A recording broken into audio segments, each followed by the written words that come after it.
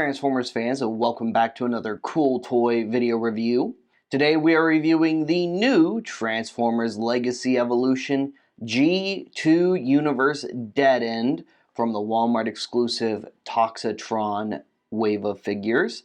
And this is the second G2 Universe Stunticon that we got with the new Legacy Stunticon mold. The first of which was Drag Strip or Shadow Strip from the Velocitron Speedia 500 set of figures from the previous year.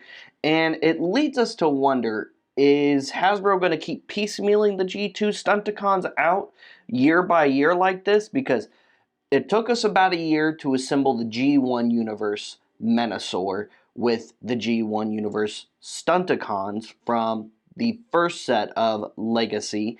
And we're wrapping up year 2, and so far we've only gotten 2. And like I said, we got Shadow Strip last year. This year is Dead End. So are they going to keep on doing one at a time, once a year? And who out of the next 3 that we're missing is going to be next year's G2 Stunticon? I bet it's either going to be Breakdown or Wild Rider, and I kind of have a sneaking suspicion that they're probably going to save Motormaster for last, or I'm completely wrong and they'll just release the last 3 next year. Who knows? We're just going to have to wait and see, but hopefully they're coming, because now we have 2 out of the 5, and, well, I mean, I hope Hasbro doesn't stop there, because so far I really like these figures. Anyway, here is Dead End in the packaging. You've got that open window, artwork of his car mode there on the front.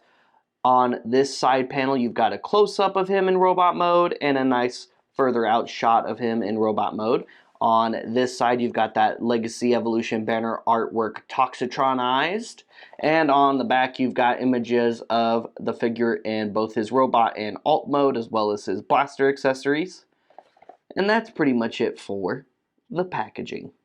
And here is G2 Dead End out of the packaging. And I've got conflicting feelings. Not about this figure in particular and how it looks. Not that I have reservations because there's things I dislike about it. It's because of how much I like it. That's where my feelings are conflicted. Because overall, I like the loud color scheme of the G2 characters, and I really love the color scheme of this guy in particular. If it was just like a flat blue or flat cyan, I probably would feel differently. But the metallic cyan, that metallic blue, looks so amazing on this figure, especially in person. And the bright red complements it very well, in my opinion. Got that big G2 Decepticon logo on the hood of his alt mode there. I like the, I guess, meteor paint app that's right there. It looks like a meteor or fireball maybe. Kind of looks like a meteor to me since it's dark on the front and round. Regardless, it looks awesome. Yeah, this guy looks great. I gotta say, I like it more than the G1. Like it more than the G1. That's why I'm conflicted, because usually I prefer the G1 paint jobs, but I really like this a lot. And there they are side by side. I like the one stripe on the back of the G1 version, and how this one doesn't really have that at all. But I also really like how this one has the big Decepticon symbol on the hood. I kind of wish this one did too. And there is one complaint I have about his chest. It's just kind of plain. Notice how the G1 version has a Decepticon symbol center on his chest. This guy doesn't have hardly any factional symbols on him. He really just has the one there on his back, and that's it. Detail-wise, that's probably my biggest complaint for him in robot mode. Other than that, he looks pretty awesome. This is a very cool take on Dead End. And for comparison, here he is next to Shadow Strip, or G2 Universe Drag Strip, whichever you would prefer to call him. You can see them side by side. He is fully articulated, head is on a ball joint, fully articulated shoulders in and out, upper bicep, single jointed elbows, no wrist swivel or anything like that. They are in a fixed position. He does come with these really awesome dual blaster pistols, just like the original did, but they're also painted in that really cool metallic cyan color, and I like them a lot. Purple is my favorite color. Metallic purple looks really amazing, and it looks great on these blasters. And they would look better if they were totally metallic purple instead of just partially metallic purple.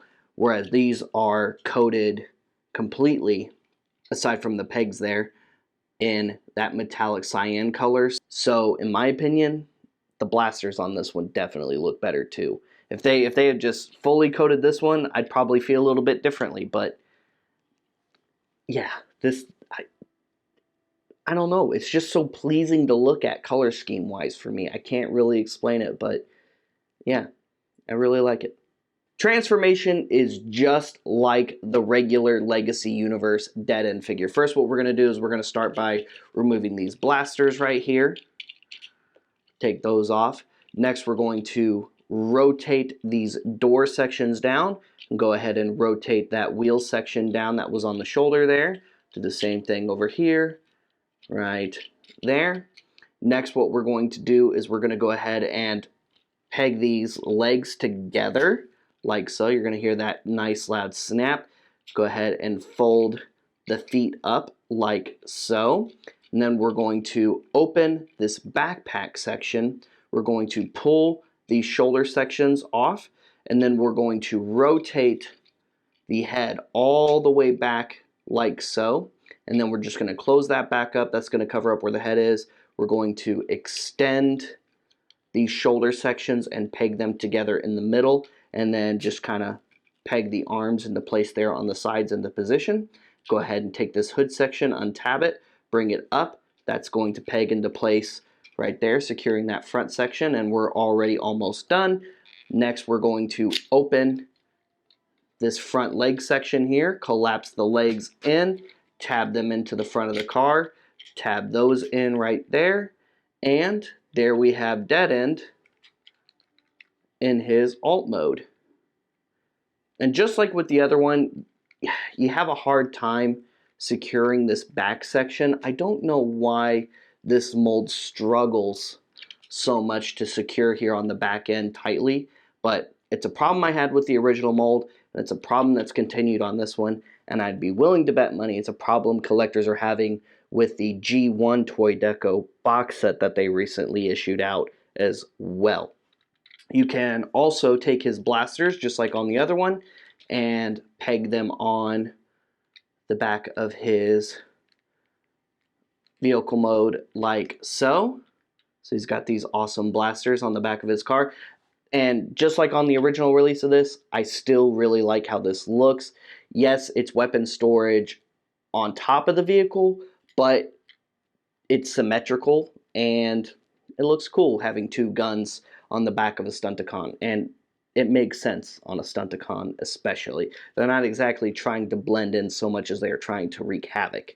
So, looks really cool. I like the sunroof there. I like how that's yellow with the metallic border on it. The front of the car detail looks pretty decent, except for like these little headlight bits right here, which,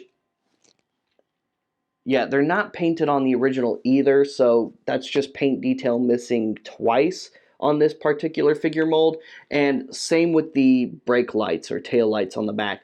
There's no paint detail to kind of split up and show that these are brake lights. I mean, yeah, mold-wise you can tell what they are, but they should be a darker red, or maybe put that metallic blue border or metallic silver that they use for the headlights and the windows on that. And hey, they painted all of the windows this time, and that's really, really nice too. So overall, he looks pretty good. Just a little bit of missing detail alt mode wise. Nothing too drastic, nothing too important, but it still would have been nice had they painted him this time. They just didn't again. And real quick for comparison, here is the new G2 Dead End in his alt mode next to the G1 Universe Dead End in his alt mode. So you can see them side by side. And like I said, not painted on this one in either spot or this one in either spot. So yeah, like I said, at least they stayed consistent with them. And here he is next to Shadow Strip, or G2 Universe Drag Strip, in his alt mode, so you can see them side by side. And overall, not a bad figure. Guys, thank you so much for tuning into today's review featuring the new Transformers Legacy Evolution G2 Universe Dead End from the Walmart exclusive Toxitron wave of figures. I totally forgot to name this guy in the last video when I was talking about Laser Cycle, aka G2 Universe Jazz again. And we have one more to go in between now and Toxitron, and that's the G2 Universe Gator Mirage. Looking forward to Gator Mirage, especially. I like that color scheme. More on that when we review that figure. And then, of course, we'll review the final figure and the namesake of the figure set, Toxitron himself. Very excited for that video because I was very excited for that figure. So stay tuned. Make sure you like and subscribe and follow us on social media. Check out the main website, cooltoyreview.com, daily for all kinds of awesome toy-related news, content, and more. Like and subscribe to our sister YouTube channel, Bay 12 Toys, where I do the bulk of my Transformers reviews. And if you like Star Wars content, both Nick and I contribute a lot of awesome toy-related content on rebelscum.com, the world's oldest and largest Star Wars fan website not owned by Disney. And also be sure to check out our new archival website, collectorsoracle.com. Transformers aren't archived on Collectors Oracle yet. It's mostly Star Wars for now, but new figures and other brands are being added soon. So stay tuned and sign up because it's absolutely free. We'll see you guys later. We'll see you another time. Transform and roll out.